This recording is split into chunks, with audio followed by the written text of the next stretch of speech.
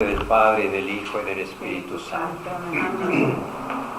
Señor Dios, Padre bueno, danos la fuerza de tu Espíritu Santo para ser fieles a nuestro bautismo. Concédenos ser testigos de tu amor en nuestras familias, en nuestra sociedad, en nuestro ambiente, para que viviendo en el mundo llevemos la gracia del Evangelio a todos los ámbitos de nuestra vida. Ayúdanos a ser generosos con nuestros hermanos. Santa María de Guadalupe, Reina de México, alcánzanos de tu Hijo la gracia de la valentía y de la coherencia con nuestra fe. Amén. Amén. Bien, estamos viendo el Padre Nuestro, ya es la última parte de nuestro catecismo, y les recordaba que a partir del 9 de enero vamos a comenzar otra vez desde el principio, para los que no lo hayan tomado o seguido desde el principio, lo vamos a ver otra vez, darle otra vuelta. El martes 9 de enero. Y comienza con el credo, con el dogma. Les decía pues que es la parte principal del catecismo, en el sentido de que todo lo demás se fundamenta en la primera parte, en lo que creemos. Si lo que creemos está equivocado, todo lo demás será equivocado. Si lo que creemos no lo entendemos o no lo sabemos, pues no sabemos lo demás.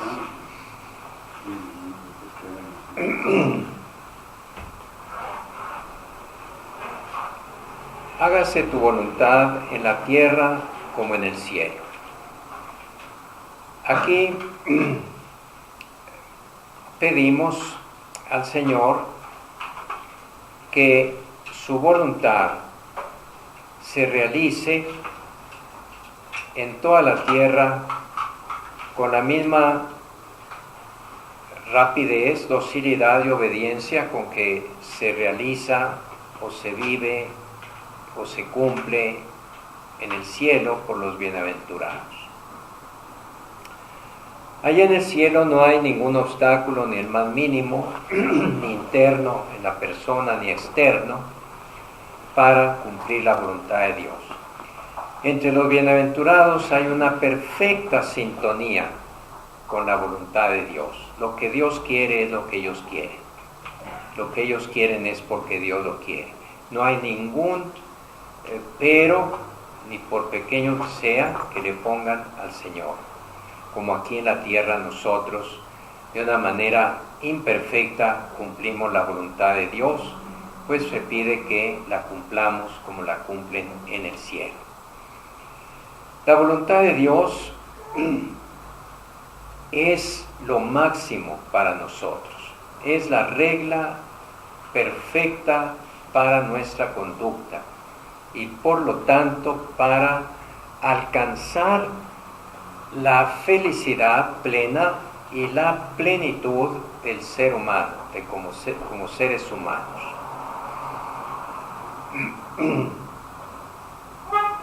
¿Qué es la voluntad de Dios? Pues es lo que Dios quiere. Y Dios, que es infinitamente bueno, siempre quiere lo mejor. Y aquí se refiere a nosotros, la voluntad de Dios para con nosotros. Y entonces quiere decir que Dios quiere para nosotros lo mejor. Si nuestra voluntad está en plena sintonía con la voluntad de Dios, querremos lo que conviene realmente a nosotros, a nuestra vida y a los demás. Recuerden que el pecado, desde su origen en el Génesis, consistió en que el hombre quiso hacer su propia voluntad en lugar de la voluntad de Dios. Pero el hombre, por ser criatura, por no ser imperfecto, infinitamente perfecto como Dios, pues se equivoca. Entonces tenemos que reconocer nuestra realidad de criaturas y hacer coincidir nuestra voluntad con la voluntad de Dios. Y eso fue lo que no hizo Adán. Dios le dijo, no comas de esa fruta. En esa metáfora tan hermosa del Génesis, no comas de esa fruta. Que quiere decir que no comas, o sea, no decidas tú lo que es bueno y malo. O sea, no comas del árbol de la ciencia del bien y del mal. Al hombre no le corresponde establecer lo que es bueno y malo. Eso tenemos que aprenderlo de Dios. Claro, el hombre, a partir de esa soberbia que se apoderó de Adán, de creerse Dios a sí mismo, hasta la fecha dice, ¿por qué yo voy a someter mi voluntad a otro, aunque ese otro sea con mayúscula? Y entonces el hombre dice, yo voy a decidir por mí mismo, voy a tomar mis propias decisiones, aunque éstas no correspondan con la decisión o con la voluntad de Dios. Suena bonito, pero por los frutos, por las consecuencias, vemos que eso no era conveniente. Porque finalmente la vida está hecha de decisiones. Ustedes revisen su propia vida, todo lo que han hecho, todo lo que han dejado de hacer, todo lo que han hecho bien, todo lo que han hecho mal, se debe a sus decisiones. Cuando uno decide de una manera equivocada, se daña, se mete en un problema, ya sea para sí o para los demás. Cuando uno decide bien, todo va bien. Entonces, ¿cómo vamos a tomar decisiones justas, correctas, acerca de lo que más me conviene para lo que todos queremos, para ser felices? El hombre dijo, yo lo voy a decidir. Yo voy a decidir lo que para mí es bueno o es malo. Y tomó sus propias decisiones, pero comenzando con la decisión equivocada de Adán y Eva de comer de la fruta prohibida, entre comillas, es decir, de asumir para sí mismos lo que le correspondía a Dios, hacerse dioses, sin tener la perfección de Dios.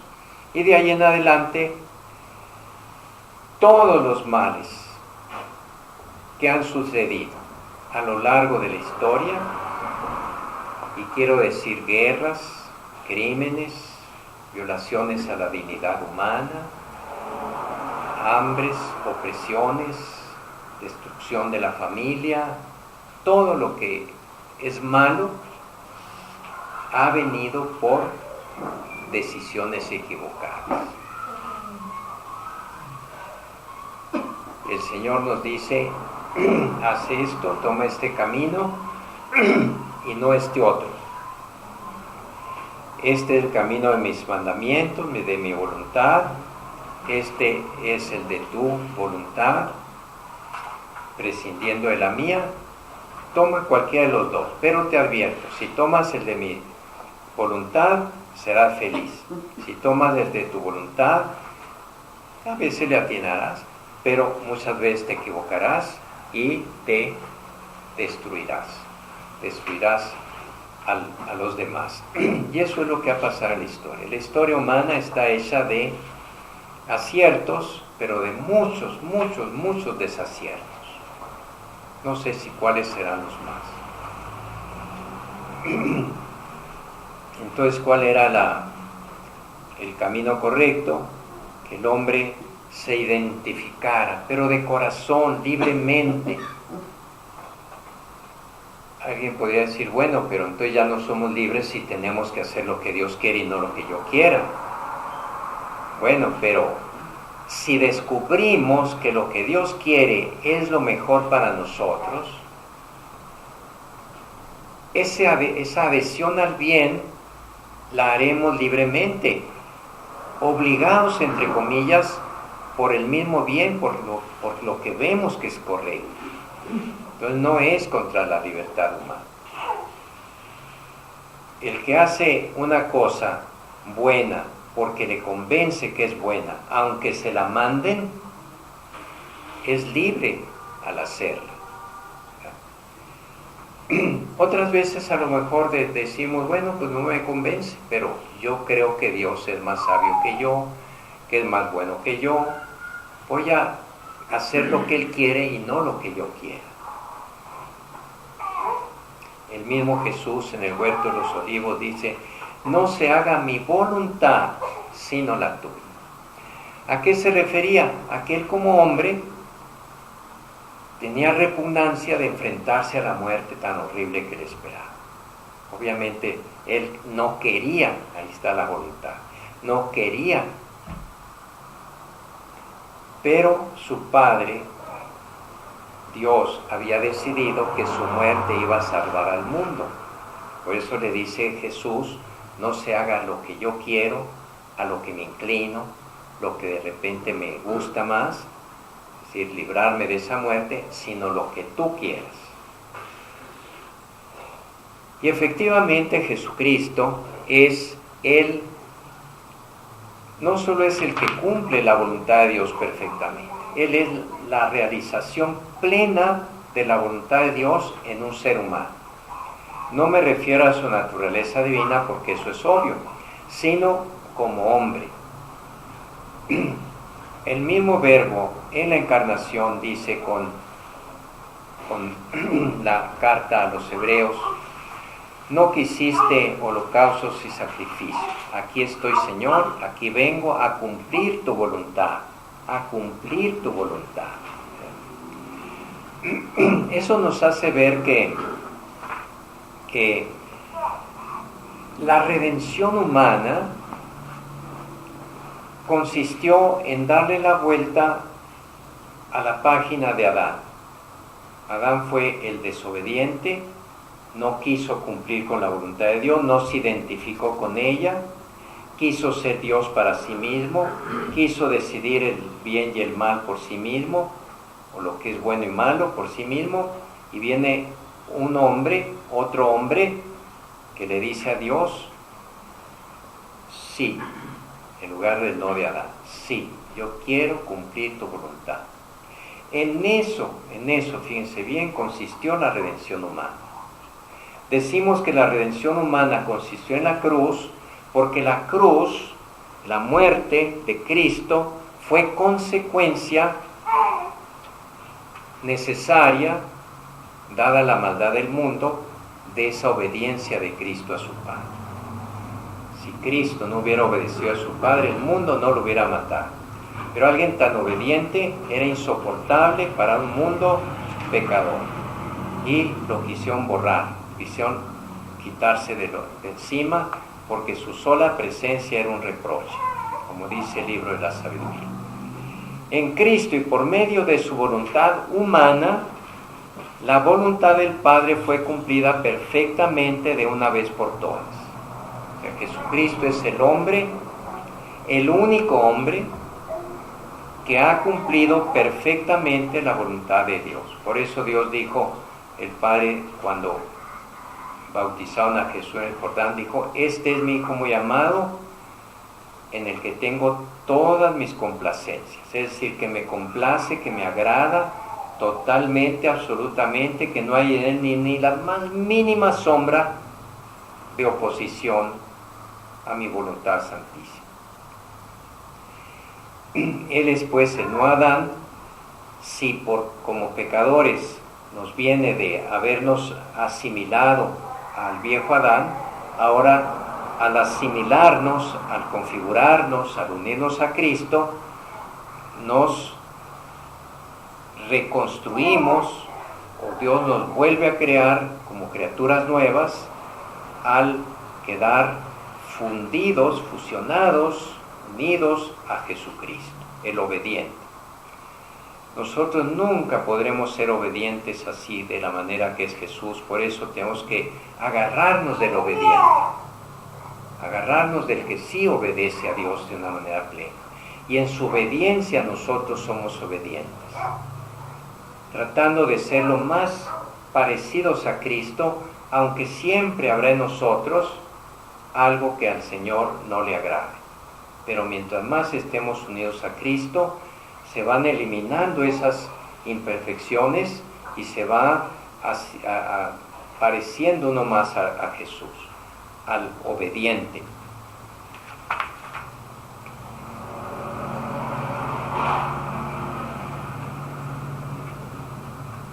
Jesús dijo al entrar en el mundo: he aquí que yo vengo, Dios, a hacer tu voluntad. Fíjense, aquí resuena la desobediencia de Adán. Adán no quiso hacer la voluntad de Dios sino la suya, y Jesús viene y le dice: no, yo no quiero hacer la voluntad mía sino la tuya, Padre. Vengo a hacer tu voluntad. En eso consistió el acto de la redención humana, que se ratifica, se expresa o se lleva a su consecuencia última y plena en la cruz. Porque ¿qué quiere decir? Que Jesús prefirió morir antes que dejar de cumplir la voluntad de Dios. Solamente Jesús puede decir: yo hago siempre lo que le agrada a Él. ¿Quién puede decir eso?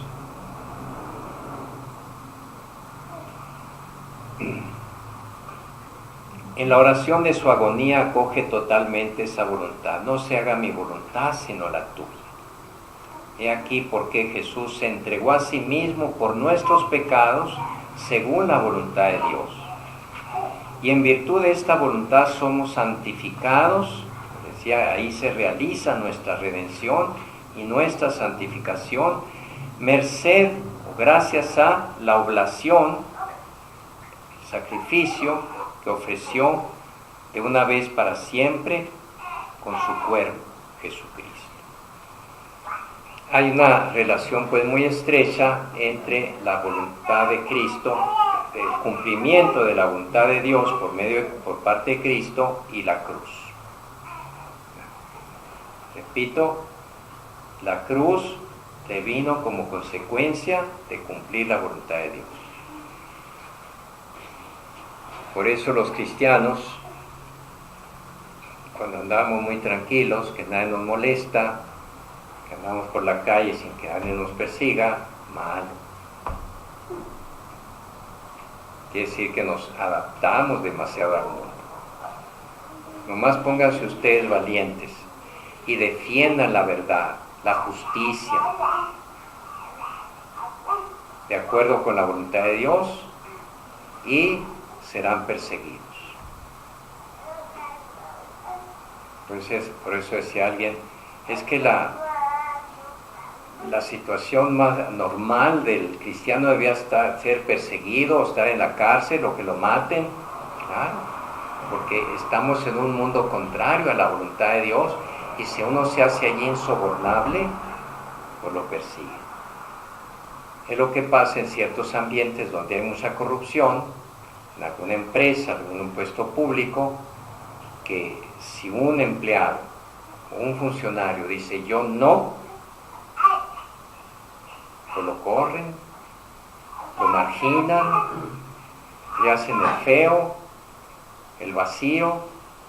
¿Por qué? Porque es una piedra en el zapato. Por eso el cristiano siempre con su misma vida debe dar testimonio de la voluntad de Dios.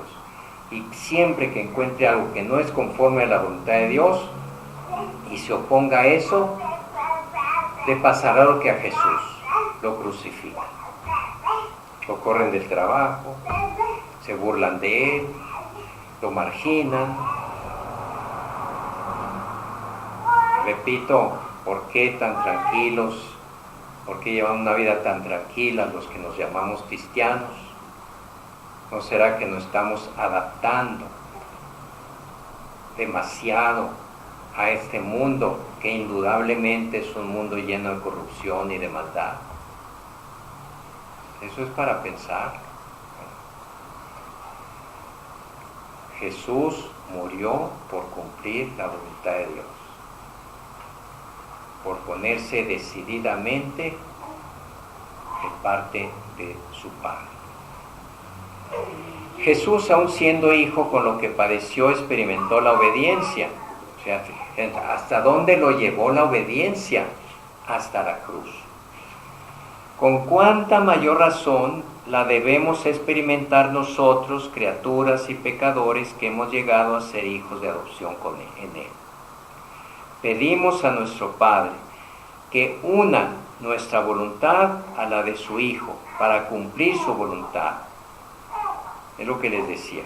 Uno no puede cumplir la voluntad de Dios. Tiene uno que unirse a Cristo para que la obediencia perfecta de Cristo de alguna manera se nos acredite a nosotros.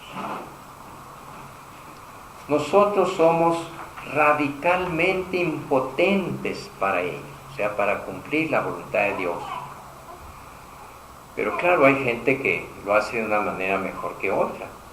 La Santísima Virgen María y tantos santos que han sido inocentes aún de niños, de jóvenes, de adultos, que se puede decir que nunca han cometido un pecado mortal, por lo menos.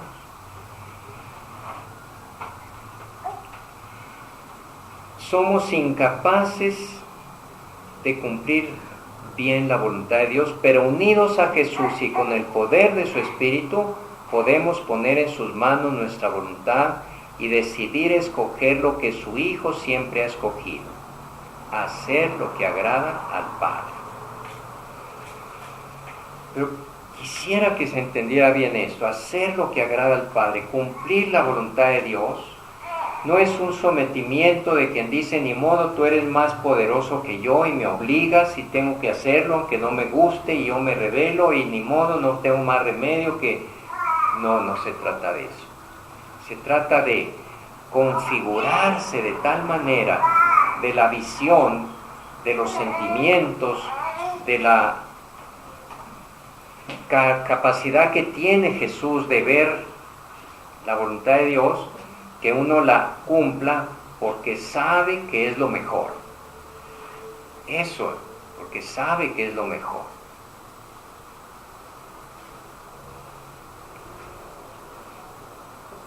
Dice un santo padre, otra vez volvemos a los grandes testigos de la iglesia primitiva, que fueron los que vivieron más cerca que nosotros de la iglesia primitiva, de los apóstoles, y transmitieron esa fe.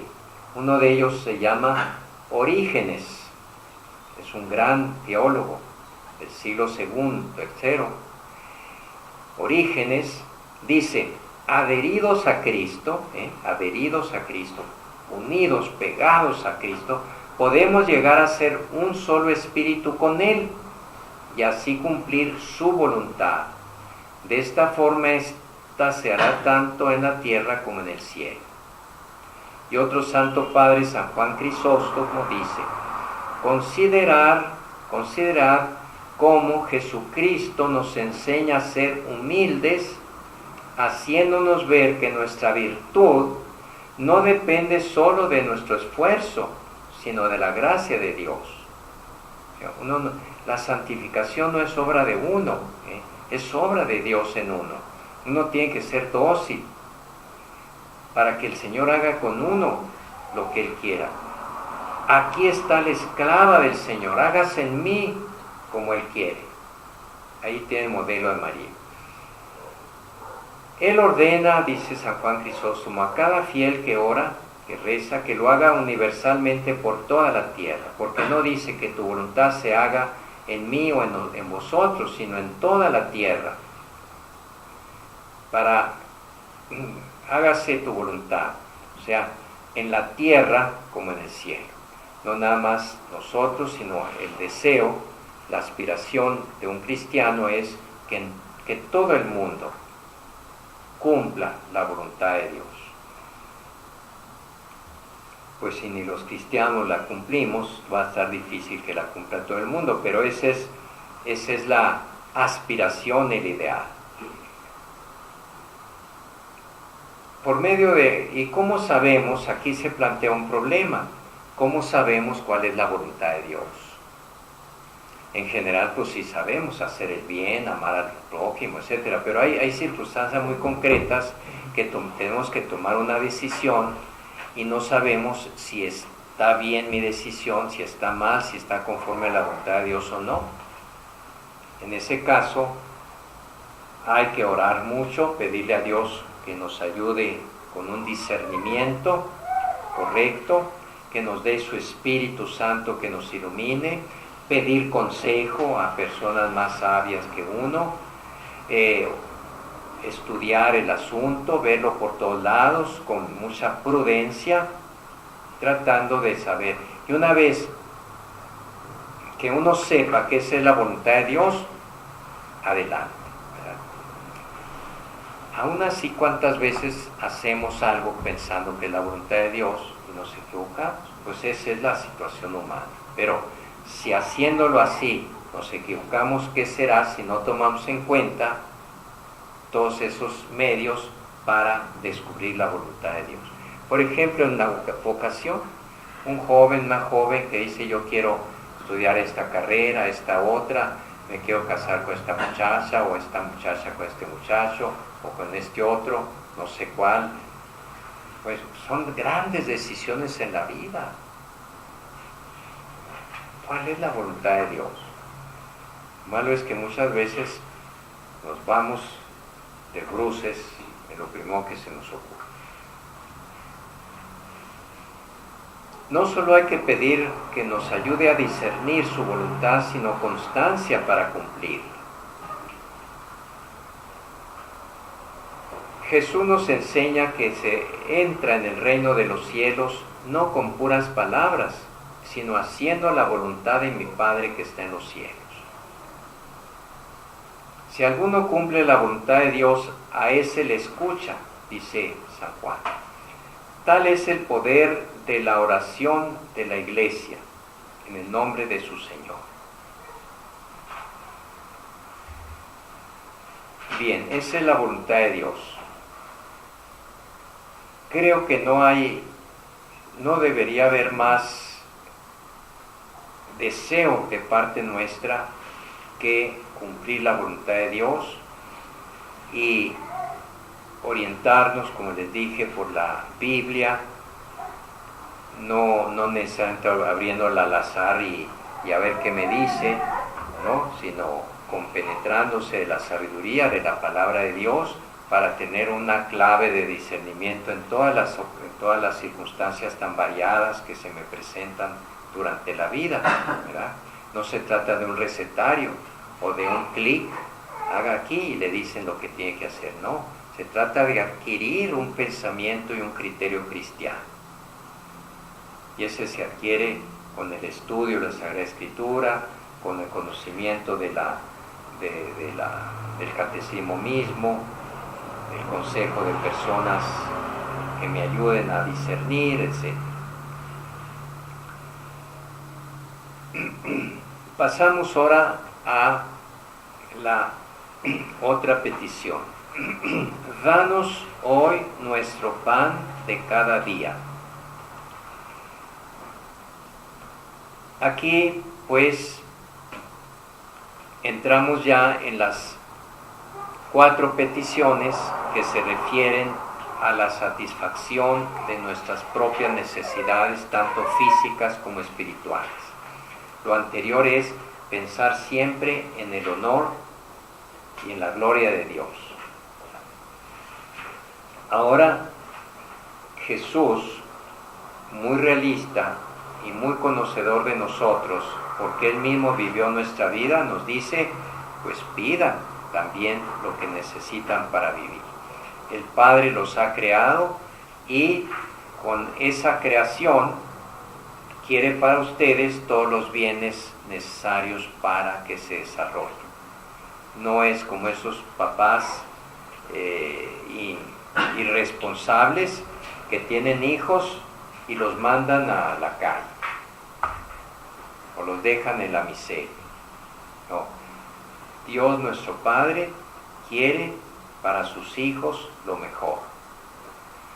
Pero hay que juntar esta búsqueda del pan con la búsqueda de la voluntad de Dios. No podemos buscar el pan por caminos que lesionen la voluntad de Dios. Alguien diría, bueno, si yo me meto al narcotráfico, pues voy a encontrar no solo pan, sino pasteles y todo lo que quieran, porque gano mucho dinero. Pero ¿qué dice Jesús? ¿De qué le sirve al hombre ganar todo el mundo si se pierde? Busquen primero el reino de Dios y su justicia, y todo lo demás se lo darán por añadidura. Eso quiere decir que ante un negocio o ante una oferta que recibamos, uno tiene que decir, bueno, ¿qué me conviene más? Todo ese dinero, todo ese poder que me da este puesto o este encargo, esta encomienda, o mi salvación. Y ahí es donde se ve, si tenemos fe en la palabra de Cristo, que si uno busca ante todo el reino de Dios, extenderlo el honor de Dios, no le faltará la comida. Claro que ahí hay que confiar, confiar, no es fácil. No es fácil confiar, pero con la gracia de Dios uno dice, me voy a portar bien, voy a trabajar, voy a renunciar a esa gran oferta que me hacen. A lo mejor me corren del trabajo por no estar de acuerdo con tal chanchullo, marrullería que ya hay, pero el Señor sabrá cómo me saca adelante, porque lo hice por Él. ¿Ustedes creen que el Señor lo va a dejar tirado? Busca primero el reino de Dios y su justicia, o sea, preocúpate primero por los grandes intereses de Dios y Él se ocupará de los tuyos. Hay un salmo muy hermoso que dice, arroja o deja en Dios tus preocupaciones y Él te sacará adelante. Deja tus preocupaciones en Dios. Dicen que el Papa Juan XXIII, cuando fue elegido Papa, pues no podía dormir, se volvía a acomodar la cama para otro, le daba vueltas y vueltas y vueltas. ¿Qué voy a hacer ahora? Hasta que dijo, bueno, total, ¿quién es el que gobierna la iglesia? Es el Espíritu Santo. Así que Juan, a dormir. Y se quedó dormido. Muchas veces queremos, pero ojalá nos preocupáramos y perdiéramos el sueño por los intereses de Dios como Él. Pero muchas veces los perdemos por intereses contrarios a la voluntad de Dios.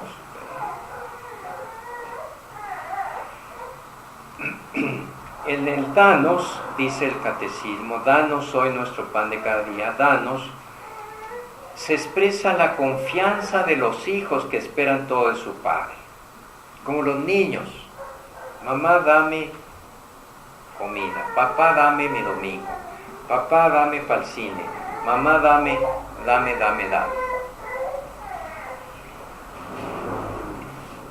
¿A poco el papá le dijo, cómo? ¿A poco te atreves a decirme que te dé algo? Pues no, jamás se atrevería, porque hay un vínculo que hace que ese dame sea natural. Entonces, eso pasa con la oración del Padre Nuestro. Padre, eres Padre, ya nos acostumbramos desde el principio a llamarlo Padre, Papá, alguien que nos quiere, que se preocupa de nosotros, alguien al que debemos tener confianza, y por lo tanto fluye natural la petición, danos nuestro pan de cada día. Si Dios, que hace salir el sol para malos y buenos y llover para justos e injustos, y da la vida a todos los vivientes, a su tiempo, su alimento, Jesús nos enseña esta petición. Con ella se glorifica a nuestro Padre, reconociendo hasta qué punto es bueno, más allá de toda bondad. Danos es la expresión de la alianza. Nosotros somos suyos y Él es nuestro. Por eso nosotros le reconocemos. Por eso nosotros, en plural, reconoce también como Padre todos los hombres y nosotros le pedimos por todos. Nunca pidamos el pan para mí, sino danos a todos el pan. Y aquí viene un compromiso que nos mueve a la conciencia. Ese pan, ¿a cuál pan se refiere? Pues en primer lugar al pan que alimenta nuestro cuerpo, porque, como dice alguien muy acertadamente, no debemos decir yo tengo un cuerpo, como decimos mi cuerpo, como si fuera mío. ¿De quién? Pues si yo soy mi cuerpo. No sé si caen en la cuenta de eso.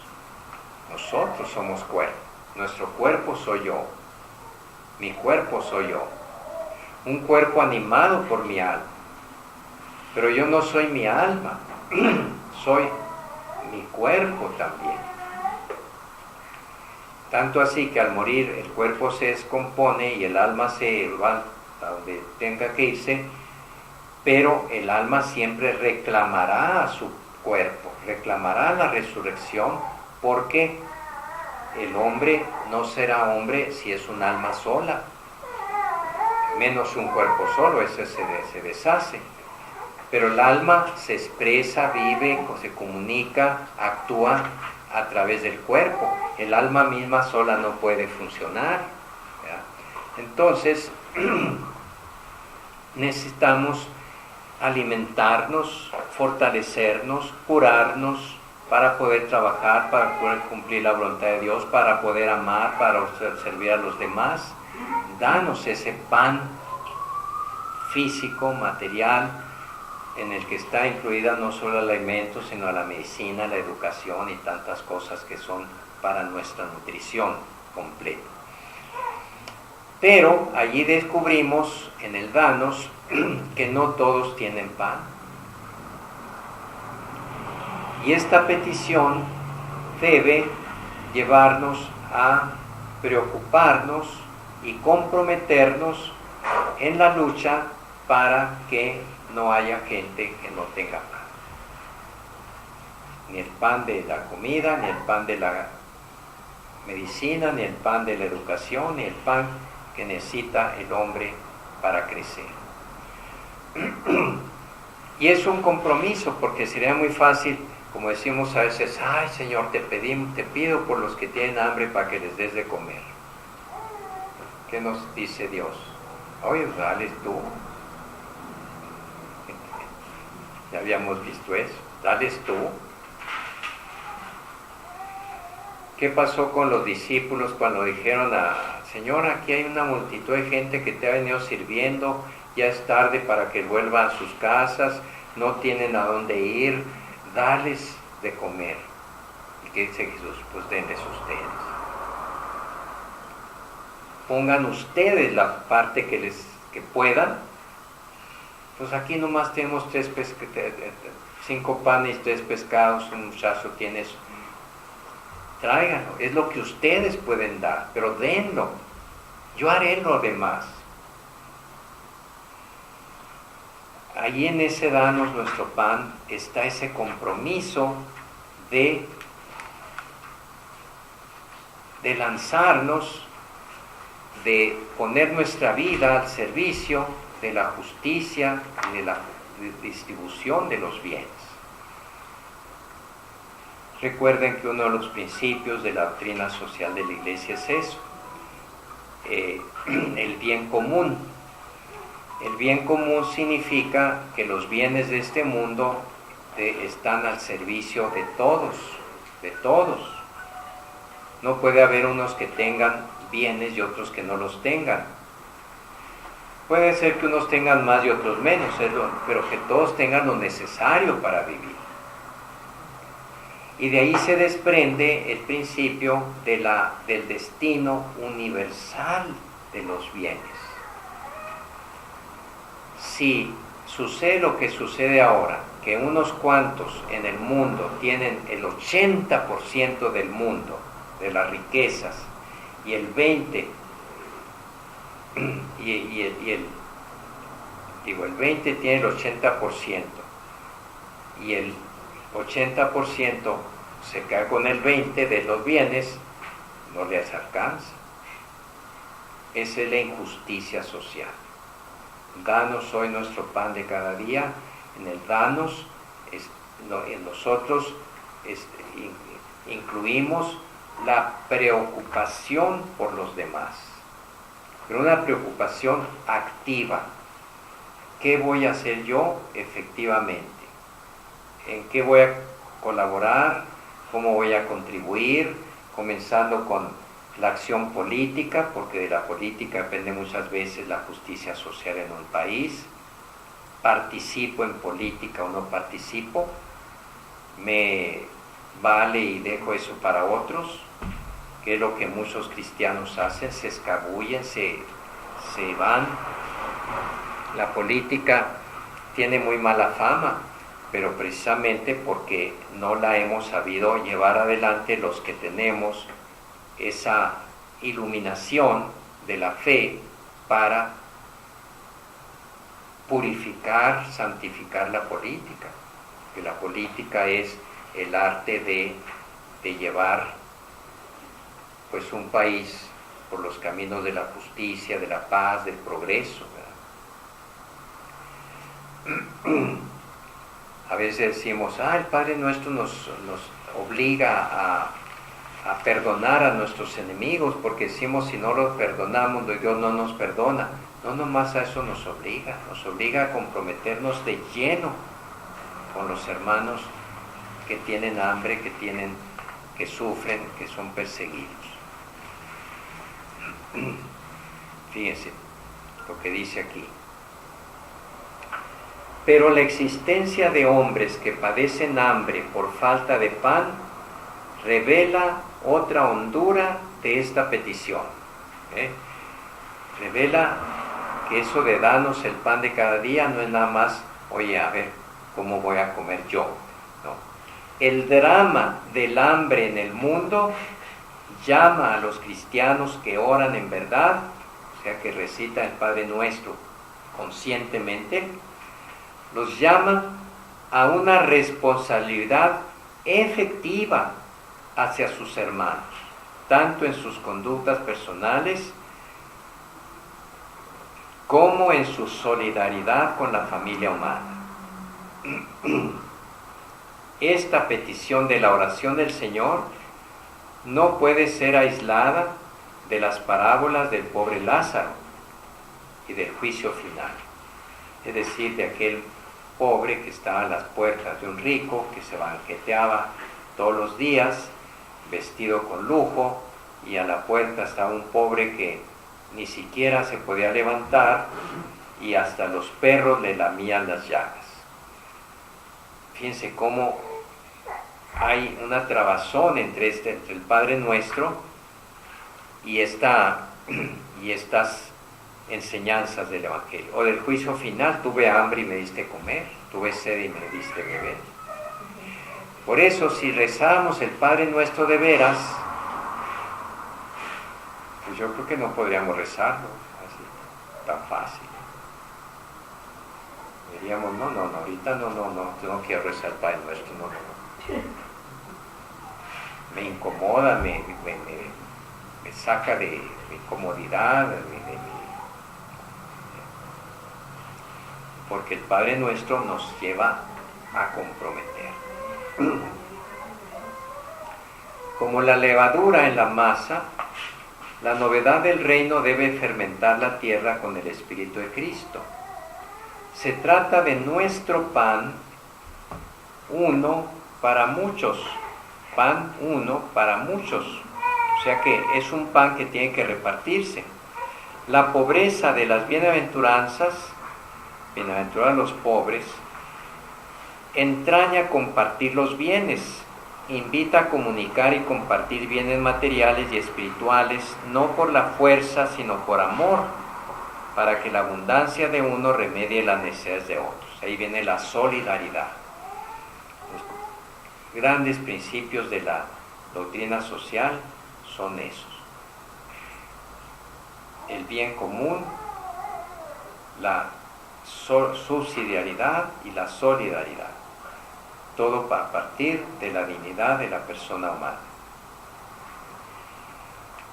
Repito, el compromiso que debemos tener respecto a nuestros hermanos más necesitados debe ser un compromiso primero que nada político, es decir, de organización social, de un nuevo estilo y cultura de gobierno y de organización de la sociedad civil.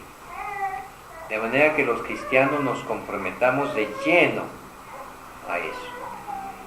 Si la política y el gobierno muchas veces están afectados por una gran corrupción, o por falta de solidaridad, o por falta de subsidiariedad, y los cristianos que se metan allí se involucran finalmente y quedan envueltos en esa corrupción, es que no están siendo sal y luz en esos ambientes. O se mete uno y se hace igual, o no se mete y se escabulle. Ninguna de las dos actitudes es buena. Tiene uno que meterse en política, el cristiano, el laico sobre todo, luchar en sus partidos políticos, luchar por denunciar injusticias, etcétera, aunque eso le traiga problemas. Ora et labora. Esta frase es de la regla de San Benito. Dice, ora y trabaja. O sea, junta tu oración con tu trabajo. Orad como si todo dependiese de Dios, y trabajad como si todo dependiese de vosotros. ¿Cómo decimos eso en otra forma, en un dicho? A Dios rogando y con el mazo dando. No podemos decir, Dios ayuda a los pobres. Es una tarea inmensa. Dios ayuda a los pobres y mientras tanto yo voy a comprometerme en ayudar.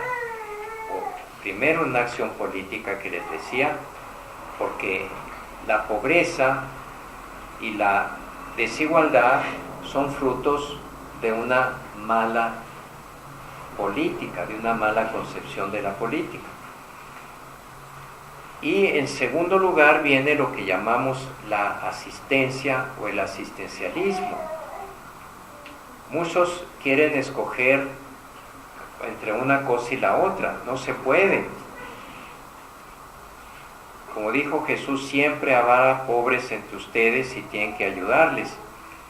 El asistencialismo se refiere principalmente a personas que por su debilidad, su ancianidad, su incapacidad física o por su edad, de niños o de ancianos, no pueden. Ni modo que yo le diga a uno que está enfermo o que es un anciano incapacitado, que le diga, pues trabaja y mira, te voy a dar trabajo. No puede, no puede. Ahí no hay más que llevarle comida, llevarle asistencia médica, llevarle una cobija. Ese es asistencialismo. Y eso siempre será necesario, porque siempre habrá un sector, casi diría un residuo de la sociedad de marginados que no pueden valerse por sí mismos. Ni modo que a un niño de 5 años diga, oye, pues trabaja, ¿por qué me andas pidiendo? No, él necesita que le den, que lo acojan, que lo eduquen, que lo alimenten, que lo protejan. Ese es el asistencialismo. Pero que no todo se reduzca a asistencialismo, porque muchas veces los gobiernos, con puro asistencialismo, que les sirve también de propaganda política, dicen ya estamos haciendo mucho. Y no. A los que pueden trabajar hay que darles trabajo, hay que darles herramientas, hay que darles formación, capacitación, etc. Hay que darles oportunidades. Y allí es donde el cristiano debe entrar. Padre, ¿Sí? es muy importante eso de la política y sobre todo en este momento de nuestro país. ¿Qué nos toca hacer a los cristianos? Pues es muy difícil saberlo, pero por lo pronto hay que estudiar bien lo que la Iglesia siempre ha recomendado es que se conozcan bien los partidos que están en juego, las plataformas de los partidos, ¿verdad? No dejarse deslumbrar por ciertos aspectos de un partido cuando, aunque sean buenos, están junto con otros malos, ¿verdad? Ningún partido, por otra parte, será perfecto. Estamos en este mundo y ninguno será perfecto. Tampoco podemos decir todos los partidos son iguales, no es cierto, eso no es cierto. Unos son más peores que otros. Entonces, a la luz, y ahí sí, ¿cómo vamos a juzgar o a discernir si este partido o este candidato conviene o no conviene? Siempre habrá un elemento ahí de riesgo, pero ¿cómo voy a tener o formarme un criterio para discernir? Pues precisamente la doctrina social de la Iglesia, el Evangelio.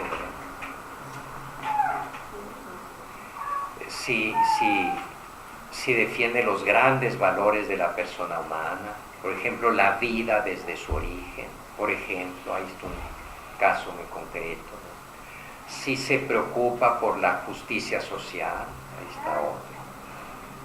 Lo malo es que los que dicen, me preocupo por la justicia social,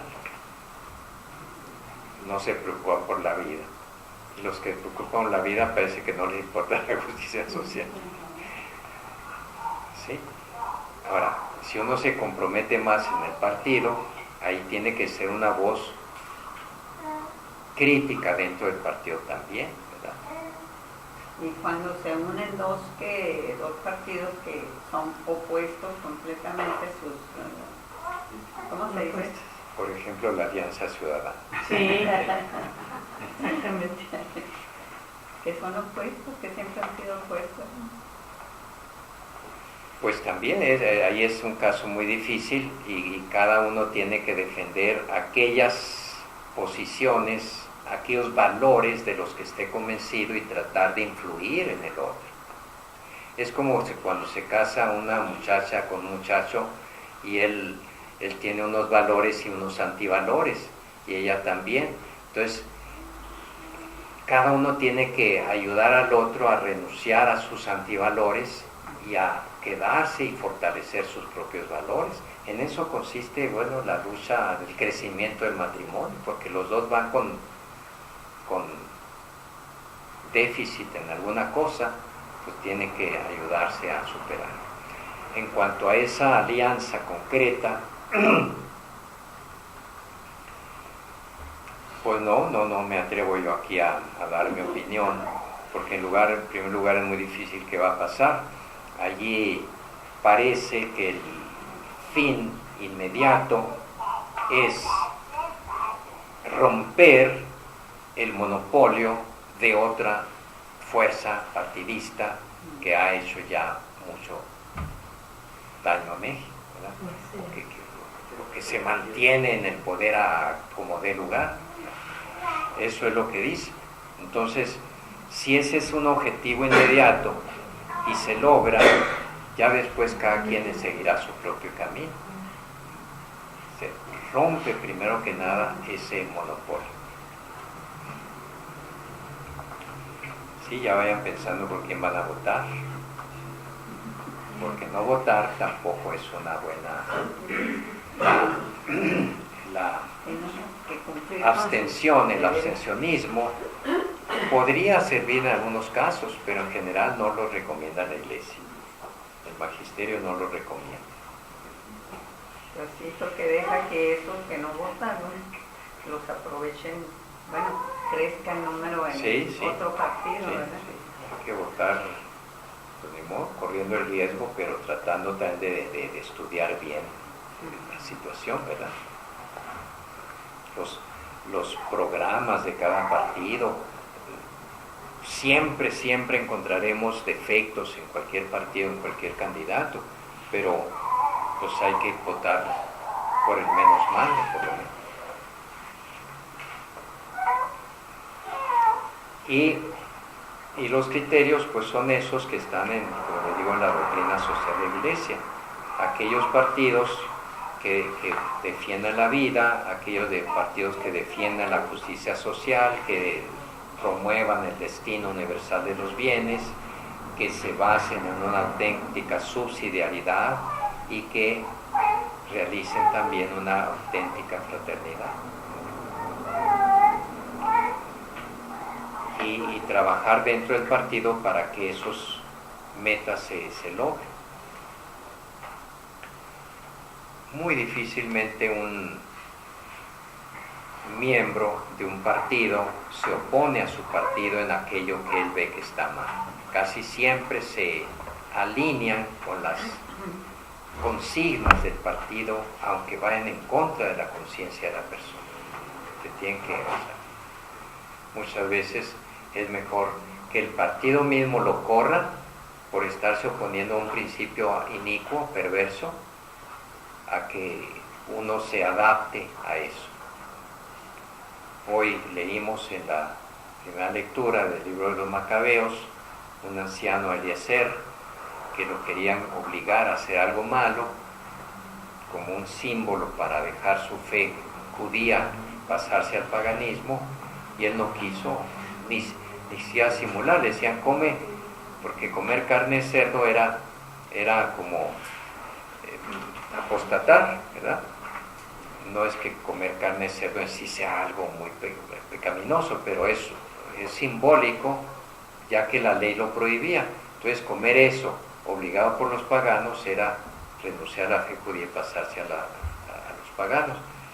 Y le decían, no, pues come carne de res, nomás que la gente piense que es de puerco. No, dice, porque ¿qué va a pensar la gente, los jóvenes, que yo a mi edad esté traicionando mi fe? Prefiero morir. Y esa clase de gente necesitamos mucho también en la política. Los grandes males de México están en la política. Y los grandes bienes de México no pueden venir más que por una buena política. Ok. Pero para encontrar buenos